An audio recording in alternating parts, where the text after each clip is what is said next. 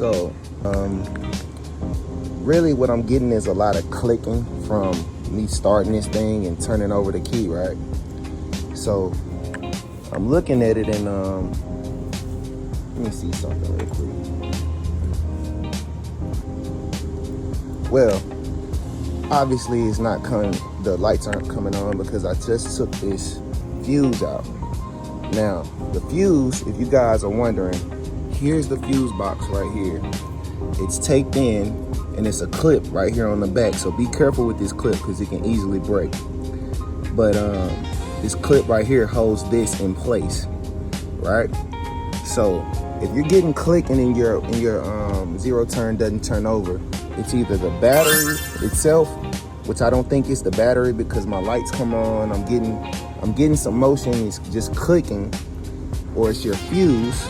And I'm looking at this fuse and it looks pretty good. It doesn't look burnt or wore out or anything of that nature. And it could be your solenoid. Your solenoid is located right here. It has a bolt here, a bolt at the bottom right here. And you got a few little hookups as far as your wiring that you're gonna have to disconnect right here and right here. And you should be able to just take this thing right off. So what we're gonna do is we're gonna change the solenoid because I already kind of checked the voltage on this battery. It looks pretty, it's pretty decent. It's responding. My lights in the front are coming on. Right now it's not on right now because I took the fuse out. But once I put the fuse back in, the lights work and everything. So I don't think it's the battery. I really think it's this solenoid part right here. And it's an easy replacement. I'm going to Tractor Supply either today or tomorrow out here in Olive Branch. And I'm gonna replace this solenoid and put me a new solenoid on. But like I said, you wanna be careful with this thing right here because this is what holds it in place. You wanna be kind of fragile when it comes to this clip because the clip is what holds this fuse in place. So I'm gonna get back with you guys and we'll do another video on the finished product once I get a new solenoid, and we'll see if we can get this thing crunk up. Peace out.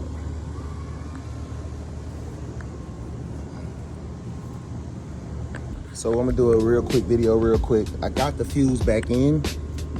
As you can see, I popped it back in. This thing holds it in. This clip right here holds it in place. So you know you won't lose it, or while you're working it won't pop out or come out of place or anything like that. As you can see, my lights are on in the front. Lights are working. So this kind of giving me a good signal that my battery is pretty good and pretty decent right now. I shouldn't need a new battery, but right now we're gonna focus on the solenoid right here. Boom!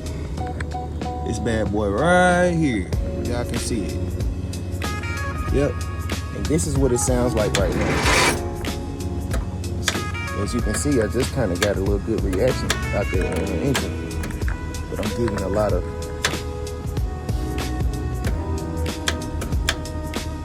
See, it's gonna click and do that. Gotta be this bad thing right here, because then it'll turn over my engine.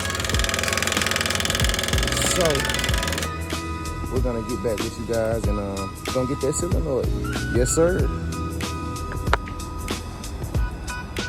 So guys, we're kind of doing a little bit at night real quick. I'm kind of antsy, kind of headstrong a little bit, you know what I'm saying? My wife like, hey, they popping fireworks out here and guns and shit like that.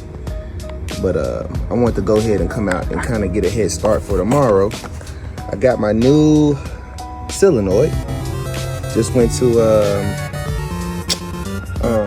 Tractor Supply company and picked me up one brand new solenoid, ready to put it in. This is the old one that I'm gonna take off in the morning. I'm gonna do a part 2, and I'll show you the process of how we're doing that. First, guys, before you even want to touch that solenoid, you want to make sure that you unhook your negative wire right here. I use me a 10mm socket wrench, and was able to get the screw off. Here's a screw right here, and it comes with the back piece. So make sure you keep the back piece and the front piece. And let me get a better view real quick. So this is the negative terminal here.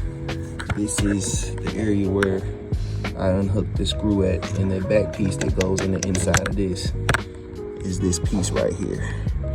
So you want to make sure you disconnect your negative input from the battery so you won't get any kind of sparks coming from the solenoid, and you'll be able to remove it safely.